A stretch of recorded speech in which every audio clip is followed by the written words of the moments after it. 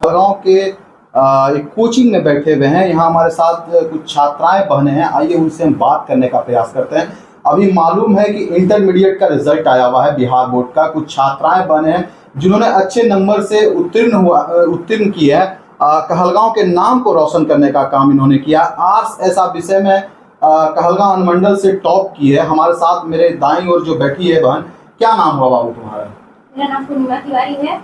मेरा घर नदिया टोला कहलगांव। पापा का नाम भूषण तिवारी एंड मम्मा का नाम प्रीति तिवारी। कितना नंबर आया आपको? 404 आया है हमको, 81%। किस कॉलेज से आप पढ़ रहे थे? SSB college.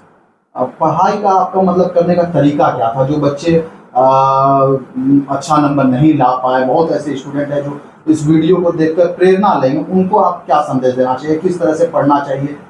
बच्चों के लिए क्या संदेश है आपका? पढ़ाई में तो सबसे ज्यादा मैटर करता है कि आप कितनी देर पढ़ रहे हो। ये कोई दिक्कत नहीं है, आप अपने हिसाब से 2 घंटा 3 घंटा 4 घंटा जितना भी आपको मिले उतना देर पढ़ सकते हैं। बट मैटर ये करता है कि आप कंसिस्टेंसी के साथ कितना पढ़ रहे हैं, कितने मन लगा के उसमें पढ़ रहे हैं, या फिर आपको वो याद कितना हो रहा है। और जितना ज़्यादा से ज़्यादा हो सके ऑब्जेक्टिव के साथ साथ सब्जेक्टिव पे, अपने राइटिंग स्किल्स पे भी ध्यान देना चाहिए, क्योंकि आर्ट्स एक ऐसा सब्जेक्ट है जिसमें लिखना ज़्यादा पड़ता है और लिखावट में ही ज़्यादातर नंबर कटता है। और मेरा भी जो थोड़ा बहुत नंबर हमको लगता है कटा है, लिखावट में ही कटा है। तो और बढ़िया हम कर सकते थे अगर और अच्छा लिखते तो सभी बच्चों को हम यही कहेंगे कि टाइम मैनेजमेंट पे ध्यान दीजिए, अपने ऑब्जेक्टिव्स पे ध्यान दीजिए एंड सबसे ज़्यादा बड़ा है कि राइटिंग स्किल्स पे, अपने लेखन कला पे ध्यान दीजिए। सबसे ज़्यादा आपको किस विषय में नंबर आया? सबसे ज़्यादा हमको पॉलिटिकल साइंस में आया है 91। आगे आप क्या करना चाहती हैं? इसके बाद आपका रिजल्ट आ गया, आगे का आपका क्या लक्ष्य है? आगे का मेरा तो एक ही लक्ष्य है, जो कि मेरी सारी दोस्तों को भी पता है। हम यूपीएससी करना चाहते हैं और उसके अलावा मेरा कोई भी टारगेट, कोई भी लक्ष्य नहीं है, सिर्फ सीएससी ही देना है। हमारे साथ जो बहन बैठी है उनसे हम बात करा रहे थे, और भी छात्राएं हैं उनसे भी हम बात कराएंगे। शारदा पाठशाला टॉपर है। शारदा पाठशाला स्कूल कहलगांव में प्रसिद्ध स्कूल है, जाना माना स्कूल है। वहां से एक छात्रा जो टॉप की है, आइए उनसे हम बात करने का प्रयास करते हैं। क्या नाम हुआ बाबू तुम्हारा? मुस्कान कुमारी मेरा नाम है। सरकार चौक पे रहते हैं। पापा का नाम विभास कुमार सिंह और मम्मी का नाम सुरेखा देवी है। कितना नंबर आया टोटल? हमको टोटल 400 नंबर आया।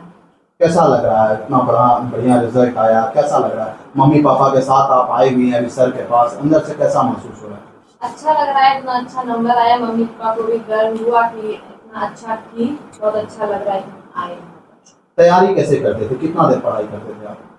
पढ़ाई तो हम किए थे ज़्यादा, दिन में कुछ नहीं तो 8-9 घंटा तो आराम से पढ़ाई किए थे। हाँ, लेकिन कंसंट्रेट के साथ पूरा पढ़ाई किए थे और ऑब्जेक्टिव सब्जेक्टिव सब पे बराबर, सब सब्जेक्ट पे बराबर।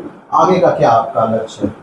आगे ग्रेजुएशन करना है और अच्छे पोस्ट पर पुलिस में हमको जाना है। इनकी माता बगल में बैठी है, इनसे हम बात करने का प्रयास करते हैं। माता जी, आपकी बेटी 400 नंबर ला के स्कूल टॉपर बनती है, कैसा महसूस कर रहे हैं? आज की डेट में अभी भी महिलाओं और छात्राओं को पढ़ाने से पहले माँ पिताजी 100 बार सोचता है। वहीं आपकी बेटी घर से निकलती है, पढ़ाई करती है और टॉप करती है, स्कूल टॉपर। महसूस क्या हो रहा है अभी, जो अंदर फील हो रहा है वो बताइए। जो शिक्षक हैं पढ़ाए हैं, उनसे हम बात करने का प्रयास करते हैं। क्या सर, क्या कहना चाहिएगा? आपका इतना बच्चा टॉप कर गया है, मतलब ऐसा कोई जड़ी उड़ी रखे हैं क्या? मतलब दे देते हैं बच्चा टॉप कर जाता है? 2014 वो साल था जब बच्चे साइकिल उठाते थे और क्लास करने जाते थे, लेकिन वो साइंस का जाते थे। आर्ट का बच्चा कोचिंग क्या होता है इसकी परिभाषा भी नहीं जानते थे। मेरे दिमाग में आया कि जब हम बीए एमए सब कुछ आर्ट से ही किए हैं तो क्यों ना मैं एक आर्ट का कोचिंग खोलूं। हालांकि उस समय पागल भी लोगों ने कहा कि कोई आर्ट का कोचिंग पढ़ता है क्या, ये पढ़ाने वाला कौन पागल है। उस समय 10-20 बच्चों से यह कारवां शुरू हुआ, लेकिन ये हजारों बच्चों में केवल इसलिए बदल गया क्योंकि बेहतर रिजल्ट भी हर साल होते रहा। लेकिन एक अनुभव के आधार पर हम यह कह सकते हैं कि हमारे पढ़ाने की पद्धति है किसी भी चैप्टर को कहानी की तरह समझाना, उनके बाद ऑब्जेक्टिव लिखाना, फिर कहानी की तरह समझाना, फिर लघुत्तरीय लिखाना और फिर कहानी की तरह समझाना और फिर उसका दीर्घोत्तरीय लिखाना। उसका यदि कोई घटना हम दिखा रहे हैं तो उस घटना का वीडियो भी पीछे चलते रहता है।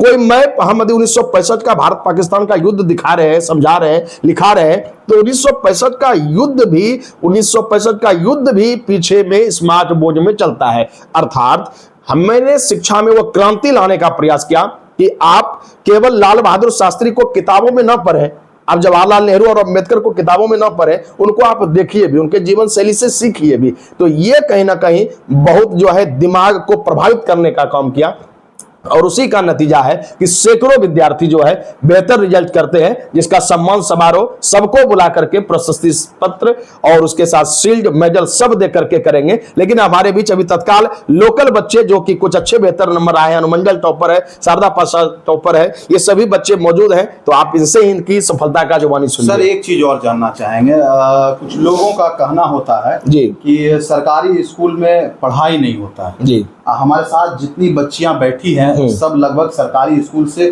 पढ़कर इन्होंने टॉप किया है। इसके बारे में क्या करना, आप कुछ दिन के बाद आप भी ज्वाइन करने वाले हैं सर, जी। आप भी सरकारी स्कूल में जाकर पढ़ाएंगे छोटे छोटे बच्चों को, बड़ों बच्चों को जी। तो इसके बारे में आप क्या कहना चाहिए? एक सीधा सा उदाहरण समझिए सर कि 9 के 8 के बाद सारे भारत में, भारत के सभी राज्यों में एक ही किताब हो जाता है, एक ही सिलेबस हो जाता है। जो चैप्टर बिहार बोर्ड के पास है वही सीबीएसई के पास भी है, वही आईसीएसई बोर्ड के पास भी है, हूबहू, केवल वो इंग्लिश ट्रांसलेट है और यह हिंदी ट्रांसलेट है, वही चित्र, वही पेज नंबर है।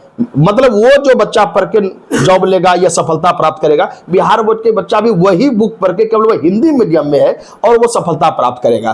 तो इसलिए हम शिक्षा में भेदभाव को उतना ज्यादा हम नजरिया नहीं देते हैं। यदि पढ़ने वाला बच्चा हो तो जितने भी आप देश के राष्ट्रपिता से लेकर के जितने भी महापुरुष देखेगा, सब तो सरकारी बोर्ड से ही निकला हुआ है, लेकिन वो सफलता का तो झंडा गारा ही गारा। लेकिन यह बात सच है कि उस राज्य में जहां मैट्रिक तक अंग्रेजी फेल हो जाने के बाद भी आप पास कर जाते हैं और अचानक इंटर में प्रवेश करने के बाद अंग्रेजी में बिना पास किए आप पास नहीं कर पाइएगा, ऐसी स्थिति में क्या होता है कि बच्चा मैट्रिक तक तो सोचता है अच्छा अंग्रेजी में फेल भी हो जाएंगे ना तो हम तो पास करिए जाएंगे, तो अंग्रेजी पर ध्यान नहीं दिया और इंटर में यहाँ ऐसा नक्शा कस दिया है कि बेटा तुम यदि अंग्रेजी में नंबर नहीं लाओगे तो तुम इधर कितनों 90-95 ला लो, तुमको फेले हो जाना है।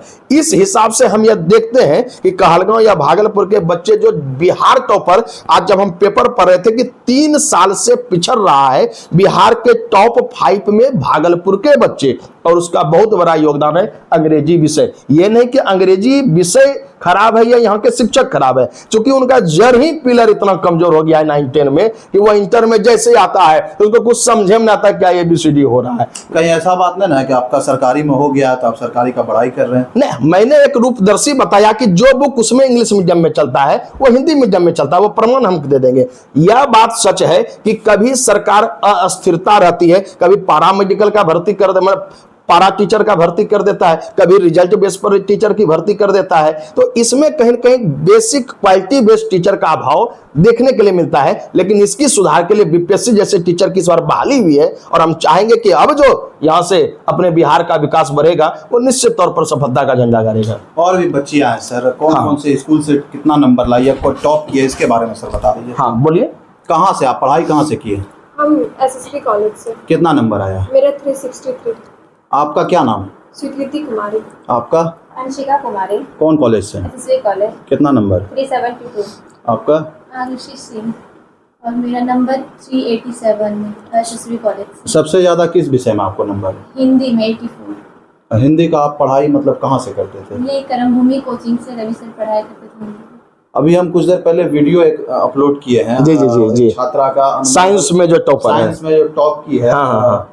उसके नीचे कमेंट भी आया था कि हिंदी के जो मेन उसका हिंदी में भी बढ़िया नंबर है। तो हिंदी के जो शिक्षक होते हैं सबसे ज्यादा अगर किसी में नंबर कटता है तो हिंदी में कटता है। सही बात है। अब वही छात्रा हिंदी में सबसे ज्यादा नंबर लाती है, काफी प्रशंसनीय है। आपका किस विषय में सबसे ज्यादा नंबर? इंग्लिश में सबसे ज्यादा नंबर। इंग्लिश कहाँ पढ़ते थे आप? अवतार कोचिंग। आपका किस विषय में सबसे ज्यादा? हिंदी में 91। कहाँ पढ़ते थे? करमभूमि रवि सर के पास। आप लोग आगे चल के क्या करना चाहते हैं? आगे चल के पहले तो BA करना है और इधर साइड से हम DLED का फॉर्म भरे। अगर मैं DLED निकल जाता है तो मैं शिक्षिका बनना चाहती है। शिक्षिका। आप डिफेंस लाइन में जाना चाहते हैं हम भी डिफेंस लाइन में जाना चाहते हैं। चलिए, अभी हम छात्राओं से बात करा रहे थे। इंटरमीडिएट का जो रिजल्ट आ गया है उसके बारे में हम जानकारी दे रहे थे। अभी अगर आप हमारे चैनल पर नए हैं तो हमारे चैनल को